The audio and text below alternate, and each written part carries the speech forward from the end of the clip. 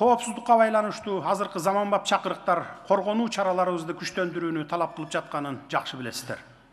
Өлкөбүздүн коргонуу жөндөмдүүлүгүн чыңдоо максатында Коргоо министрлиги кайра түзүлүп, армиябыз күчтөнүүдө. Ага жараша биздин аскерлерибизге коргонуу мүмкүнчүлүктөрүнө көңүл буруп, ар тараптан күчтөндүрүү аракеттерибизге күбө болуп жатасыздар.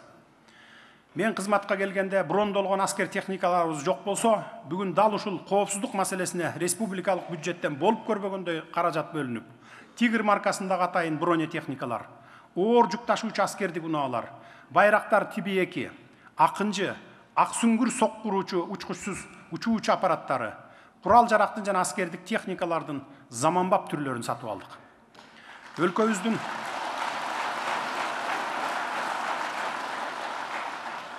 Өлкөбүздүн аймактык бүтүндүгүн сактоо, чек ара коопсуздугун камсыз кылуу, чек ара тилкелерин тактоо маселелеринде сиздердин бийликке болгон ишенимиңиздер бекем болушу керек.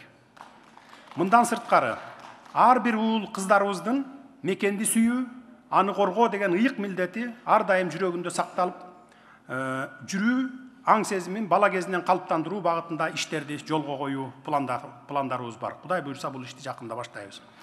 Коргонуу, коопсуздук, аскердик милдет өтөө маселелерин жаңы сапаттык деңгээлге көтөрүү, учурдун талабын эске алуу менен аскердик саясатты өркүндөтүү иштерин колго алышыбыз зарыл.